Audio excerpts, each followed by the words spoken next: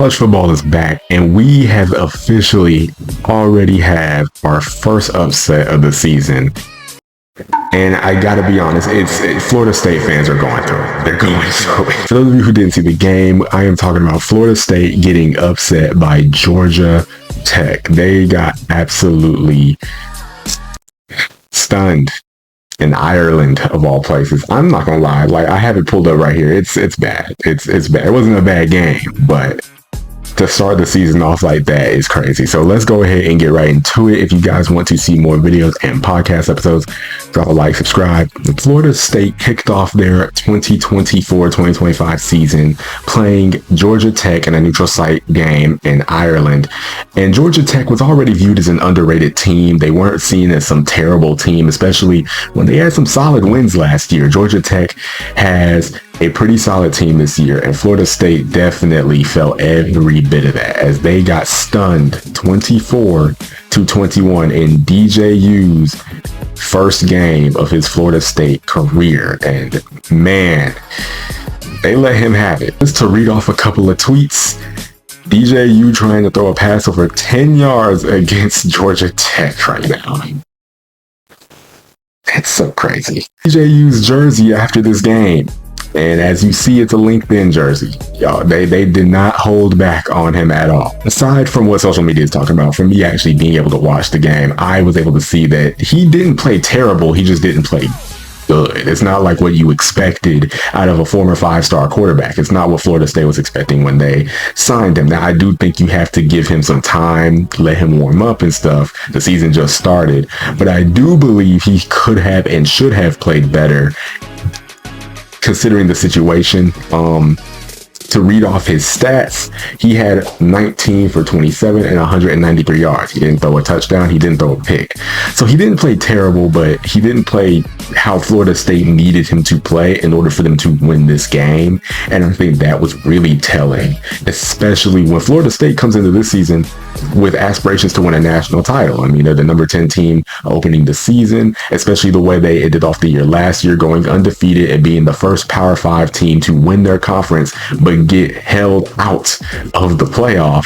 Undefeated was crazy. You know, Florida State fans, you know, I feel your pain. I feel your pain. I won't understand it, but I feel your pain because, you know, it was a lot that y'all went through last year and how it was unfair. Now, I understand the politics behind their decision, but it was unfair considering Florida State absolutely deserved that. Now, my big thing is, it doesn't help the case that you lost this game to open off the year. Now, I get a lot of players left, but Florida State losing their first game of the year already is going to make it tough in order for the committee to look at them down the road, especially if Georgia Tech does not come out. It's going to make this loss look worse. So you kind of now need Georgia Tech to end up being the real deal. And Georgia Tech, just to show them some love, I 100% believe they deserve to be ranked. They are a top 25 team after this. Let's go ahead and start with their stats. Haynes King, 11 for 16, 146 yards. He also had 54 yards on the ground on 15 carries. And you had Jamal Haynes,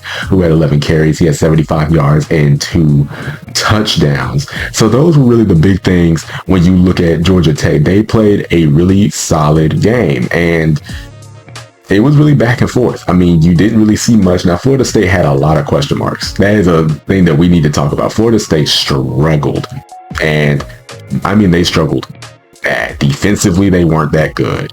Their defensive line, which was supposed to be one of, if not the best in the country, didn't do anything.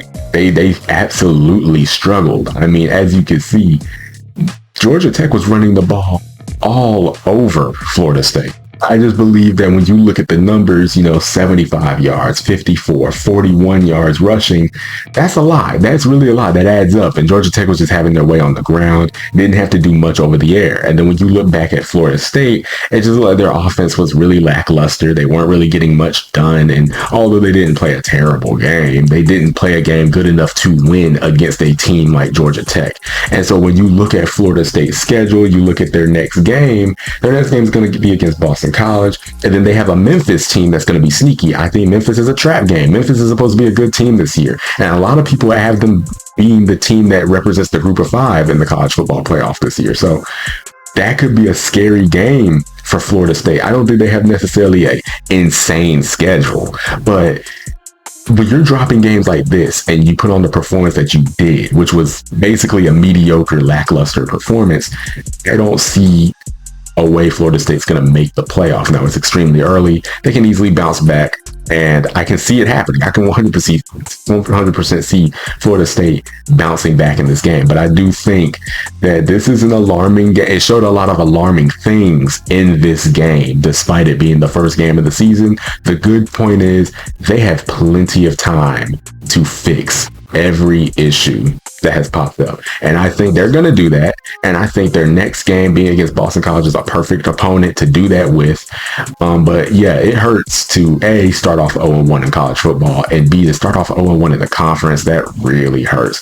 And for Georgia Tech, that could be the sign of a great season. I think they're going to probably be ranked anywhere from 25 to 20th to start the year. And Georgia Tech might be a team to look out for, a real sneaky team in the ACC. I don't think they're going to be a contender or anything, but they could be a team that's going to be a really tough opponent to play. So for you guys, my biggest question is, do you think Florida State bounces back? And what do you think needs to happen for this team to bounce back and be a real contender in the ACC? And I really want to look forward to your comments. Leave them in the comment section below. Make sure to hit that subscribe button if you guys are new. And I will catch you guys in the next. So, peace.